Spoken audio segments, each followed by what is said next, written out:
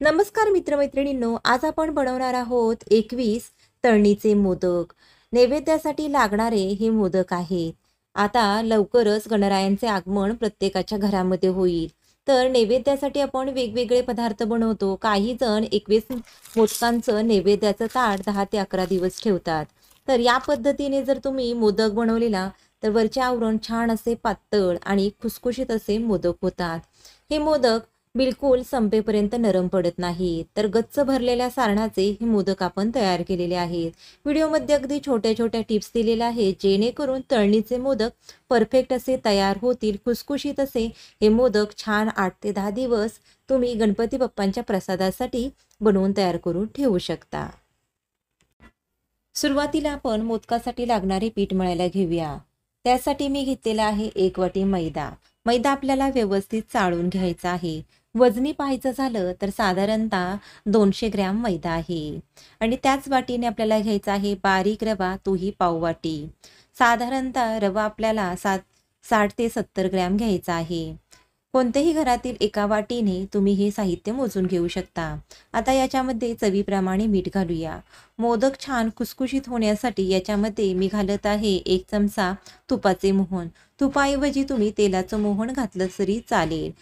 हे तूप छान असं गॅसवरती कडकडीत गरम करून घेतलेलं आहे हे, आणि कडकडीत तुपाचं मोहन किंवा तेलाचं मोहन आपल्याला या पिठामध्ये ॲड करायचं आहे।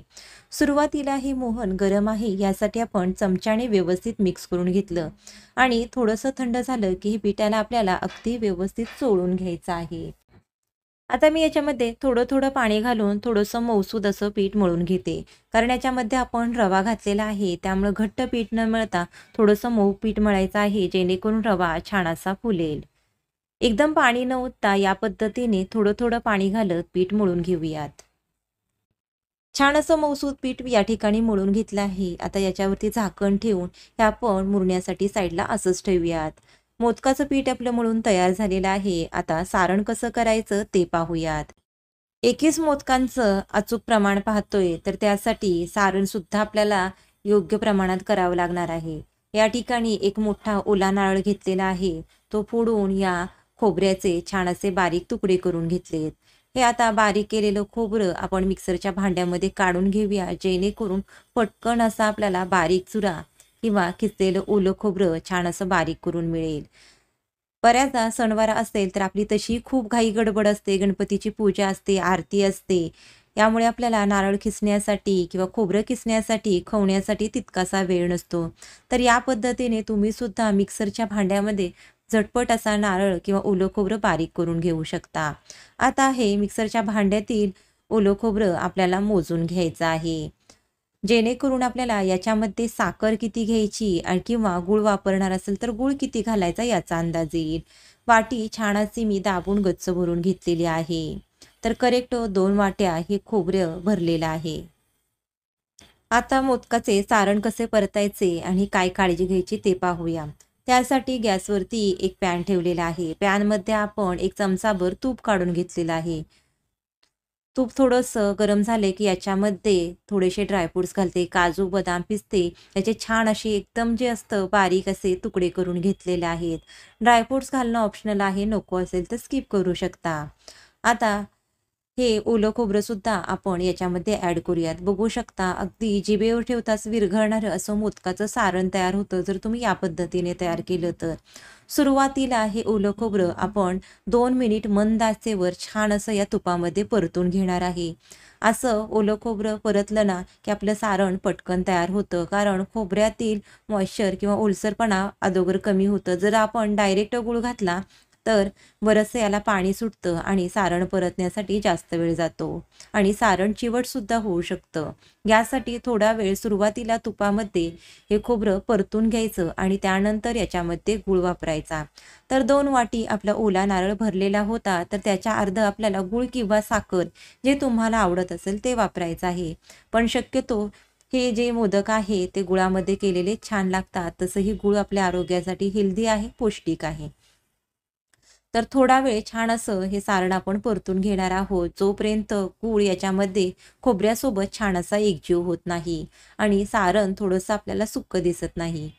तर खूप जास्त देखील कोरडं सारण करायचं नाही, कारण जसं थंड होईल तसं ते कडक होऊ लागतं. तर तुम्ही बघू शकता थोडंसं 1-2 मिनिट मी गूळ घातल्यावर सुद्धा हे सारण परतून घेतलं, गॅस बंद केला आणि याच्यामध्ये सर्वात शेवटी वेलची पावडर घातली. सर्वात शेवटी वेलची पावडर घातल्यामुळे सारणाला छान वेलचीचा सुगंध टिकून राहतो. सुरुवातीला जर तुम्ही वेलची पावडर घातली तर तो सुगंध हवेबरोबर निघून जातो. यासाठी गॅस बंद केल्यावर सर्वात शेवटी वेलची पावडर घालायची आहे आणि सारण व्यवस्थित मिक्स करून घ्यायचं आहे. सारण खूप जास्त आपण अगदी कडकडीत होईपर्यंत परतलं नाही. हलकंसं त्यातलं ओलसरपणा कमी झाला की आपण एका भांड्यामध्ये काढून ठेवलेलं आहे. छान असा आता सारणसुद्धा थंड करून घेतलेलं आहे. सारण परतेपर्यंत छान असं आपलं पीठसुद्धा रेस्ट झालेलं आहे. छान असं भिजलेलं आहे. रवासुद्धा अगदी छान त्याच्यासोबत एकजीव झालेला आहे. तर बघू शकता याला मी सुरुवातीला बिलकुल तेलाचा हात लावला नव्हता आणि तरीसुद्धा छान असं मऊसूत पीठ झालेलं आहे. बिलकुल ते परातीला चिकटत नाही. परफेक्ट असं हे पीठ मऊ लुसलुशीत आपलं मोदक तयार करण्यासाठी तयार झालेलं आहे. 2 मिनिट छान असं मी एकजीव करून घेतलेलं आहे. बघू शकता किती सुंदर मऊ लुसलुशीत असं हे मोदकाचं पीठ तयार झालंय. आता लगेचच आपण मोदक तयार करायला घेणार आहोत. थोडंसं पीठ पोळपटावरती घेऊन लांबट असं हे पसरवून घेतलेलं आहे आणि याच्या छोट्या-छोट्या आपण गोळ्या तयार करून घेऊया, जेणेकरून एकसारख्या आकाराचे आपले मोदक तयार होतील. तयार मोदकाच्या पिठाची पेढे एवढी गोळी घेऊन मैद्यामध्ये घोळवून या पद्धतीने पोळपाटावरती छान अशी पातळ आपल्याला एकसारखी लाटून घ्यायची आहे. तळणीचा मोदक आहे यासाठी अजिबात ही जाडसर लाटायची नाही. जेवढी तुम्ही पातळ लाटाल तेवढी ही पारी मोदक खाताना छान अशी खुसखुशीत लागते. तर बघू शकता अगदी ट्रान्सपरंट दिसत आहे. इथपर्यंत आपल्याला पातळ आणि एकसारखी लाटायची आहे. आणि भरपूर असं सारण घालायचं आहे आणि जसं व्हिडिओमध्ये दाखवत आहे त्या पद्धतीने 2 बोटं आणि अंगठ्याच्या साहाय्याने चिमटून असा मोदकाला आपल्याला कळ्या पाडून घ्यायच्या आहेत. कळ्या पाडताना अगदी छान जवळ पाडाल तेवढा कळीदार मोदक दिसतो आणि अगदी सुरेख दिसतो. कळी पाडताना सुद्धा अगदी कशी छान पडत आहे तुम्ही बघू शकता. आणि ती चिमटवताना अगदी खालीपर्यंत चिमटवायची म्हणजे काय होतं कळ्या अगदी छान खुलून दिसतात. मोदक बंद करताना थोडंसं सारण या पद्धतीने बोटाच्या साहाय्याने आत सरकवून घ्यायचं आणि अगदी हलक्या हाताने मोदक बंद करायचा आहे जसं व्हिडिओमध्ये दाखवत आहे त्याप्रमाणे. बघू शकता अगदी परफेक्ट असा हा आपला कळीदार मोदक तयार झालेला आहे. मोदकाची पारी लाटताना काही गोष्टी लक्षात ठेवायच्या आहे. जसं व्हिडिओमध्ये दाखवलेलं आहे त्याप्रमाणे पातळ अशी एकसारखी पारी लाटायची. जाड पारी जर तुम्ही लाटली तर मोदक थंड झाल्यानंतर मऊ पडू शकतात आणि ते आतपर्यंत व्यवस्थित तळले जाणार नाहीत आणि खाताना तितकेसे छान खुसखुशीत लागणार नाहीत. आणि सारण भरताना व्यवस्थित अगदी जसं व्हिडिओमध्ये दाखवलेलं आहे त्याप्रमाणे भरायचं आहे. कळ्या छान अशा जवळ आणि सुबक पाडायच्या आहेत. जर तुम्हाला असं वाटलं की मोदकाची पारी सुकली आहे आणि ती व्यवस्थित मिटत नाही, अशा वेळेस तुम्ही आतल्या बाजूने मोदकाला थोडंसं पाणी किंवा दुधाचा हात लावून मोदक छान बंद करून घेऊ शकता. तर या ठिकाणी थोडेसे मोदक मी तयार करून घेतलेले आहेत. मोदक जर आपण एकटेच बनवत असू तर पटकन ते सुकले जातात. सुकू नयेत यासाठी एक सुती रुमाल घट्ट पिळून या मोदकांवरती झाकायचा आहे आणि थोडेसे मोदक तयार केल्यानंतर लगेचच तळून घ्यायचे आहेत. तर या ठिकाणी 8 ते 10 मोदक मी तयार करून घेतलेले आहेत. हे आपण तळायला घेऊयात. मोदक तळताना काही महत्त्वाचे टिप तुम्हाला लक्षात ठेवायचे आहेत. मोदक तळण्यासाठी खूप जास्त कडकडीत तेल गरम करायचं नाही. मध्यम गरम तेलामध्येच या पद्धतीने मोदक सोडायचे आहेत आणि एका टायमिंगला जेवढे तेलामध्ये मावतील आणि व्यवस्थित तळले जातील एवढेच मोदक तेलामध्ये सोडायचे आहेत. मोदक तळताना गॅसची फ्लेम मिडियम लो ठेवायची आहे जेणेकरून मोदक छान एकसारखा तळला जातो आणि आतपर्यंत तळला गेला की मोदक छान खुसखुशीत होतो, बिलकुल कच्चा राहत नाही. मोदकाची पारी व्यवस्थित तळली जाणं गरजेचं आहे. हलक्या तांबूस रंगावरती या पद्धतीने अलटून पलटून छान असे सोनेरी रंगावरती या ठिकाणी मोदक मी तळून घेतलेले आहेत. अगदी सुंदर मोदक दिसत आहेत, पाहू शकता. रंग अगदी मोदकाला सुरेख आलेला आहे. आपण याच्यामध्ये रवा घातलेला आहे त्यामुळे थंड झाले तरी मोदक छान खुसखुशीत टिकून राहण्यासाठी मदत होते.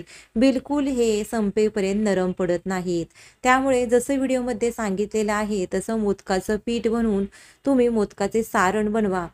जिभेवर विरघळणारे सारण तयार होते आणि खुसखुशीत असे हे मोदक खाताना लागतात.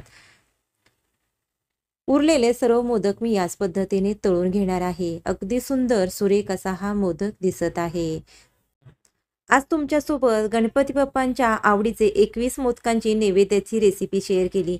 तळणीचे हे खुसखुशीत मोदक तुम्ही सुद्धा यावर्षी गणपती बाप्पांच्या नैवेद्यासाठी बनवून पहा.